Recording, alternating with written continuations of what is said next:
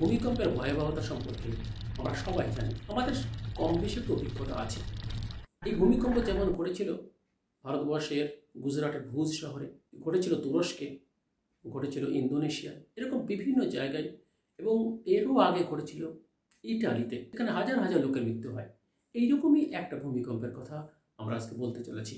এবং এই ভূমিকম্পটি ঘটেছিল জাপানের সুজুতে 1 জানুয়ারি 2024 বিকেল 4:10, অর্থাৎ ইন্ডিয়ান স্ট্যান্ডার্ড টাইম, অর্থাৎ ভারতীয় সময় 4:10। এই সময় একটা তীব্র কম্পন অনুভূত হয়, যা রিক্টার স্কেলে মান ছিল 7.6। অত্যন্ত তীব্র ভূমিকম্প। তবে এই ভূমিকম্প যেটা হয়েছিল সেটা হলো জাপানের সুজু শহর থেকে 7 কিলোমিটার উত্তর পশ্চিমে নোটো পেনিনসুলার উপর। এই নোটো পেনিনসুলা 3টি টেকটনিক প্লেট নিয়ে গঠিত। একটা ইউরেশিয়ান টেকটনিক প্লেট, একটা প্যাসিফিক টেকটনিক প্লেট এবং জাপান ট্রেঞ্চ। এই 3টি টেকটনিক প্লেট নিয়ে গঠিত নোটো পেনিনসুলা। টেকটনিক প্লেটগুলি যখন একটু উঁচু নিচু হয়ে যায়, একটা প্লেট যখন অন্য প্লেট থেকে সরে যায়, সেই সরে যাওয়ার কারণে কম্পন অনুভূত হয়। পৃথিবীর মাটি কম্পিত হতে থাকে। খুব বেশি সরে গেলে, খুব বেশি ওঠানামা করলে মাটি অনেক বেশি কেঁপে ওঠে এবং রিক্টার স্কেলে সেই মান ধরা পড়ে। এক্ষেত্রে যে মানটি ধরা পড়েছিল সেটা 7.6। এই ভূমিকম্পের অনুভূতি 3টি শহরে লক্ষ্য করা যায় জাপানের মধ্যে। একটা শহর হলো ওয়াজিমা, একটা নোটো, একটা সুজু। 3টি এলাকায় তীব্র কম্পন অনুভূত হয় এবং এলাকার লোক অত্যন্ত স্তম্ভিত, অত্যন্ত আতঙ্কিত হয়ে পড়ে। সেই অঞ্চলে সঙ্গে সঙ্গে অসংখ্য লোকের মৃত্যু ঘটে। তবে এখনও পর্যন্ত প্রায় 100 লোকের মৃত্যু সংবাদ শোনা গেছে। সেখানকার প্রায় 90% ঘরবাড়ি বিধ্বস্ত হয়ে গেছে। ওই 3টি শহরের মধ্যে ওয়াজিমা, নোটো ও সুজু, 3টি শহরে প্রায় 90% ঘরবাড়ি সম্পূর্ণ বিধ্বস্ত হয়ে গেছে।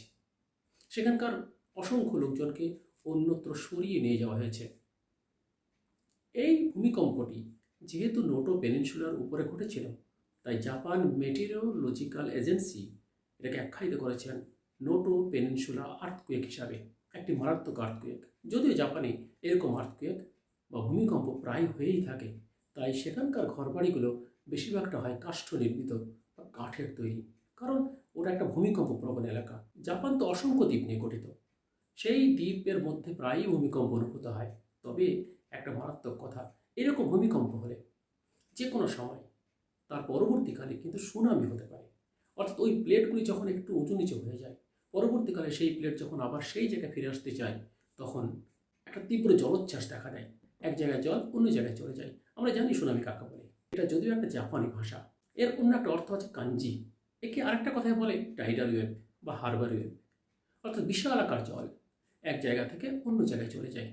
যদি কোনো একটি টেকটনিক প্লেট আবার সেই জায়গায় ফিরে আসতে চায়, তাহলে এক জায়গার বিপুল জলরাশি অন্য জায়গায় চলে যায়। এর ফলে একটা তীব্র জলোচ্ছ্বাস, একটা বিস্তীর্ণ অঞ্চল, উপকূলবর্তী অঞ্চলগুলি প্রায় প্লাবিত হয় এবং ঘরবাড়ি বিধ্বস্ত হয় এবং মানুষের মৃত্যু ঘটে। এই ভয়ে এখন জাপানবাসী আতঙ্কিত। যে কোনো সময় হয়তো বা একটা সুনামি, একটা টাইডাল ওয়েভ বা একটা হারবার ওয়েভ আসতে পারে এবং তাতে আরও একটা মৃত্যু হতে পারে। কারণ আমাদের সুনামির অভিজ্ঞতা আছে। 2004 সালে ভারত মহাসাগরের 14টি দেশে প্রভাব পড়েছিল এবং সেখানে সেই সময় 2,30,000 লোকের মৃত্যু ঘটেছিল এবং অসংখ্য ঘরবাড়ি বিধ্বস্ত হয়েছিল।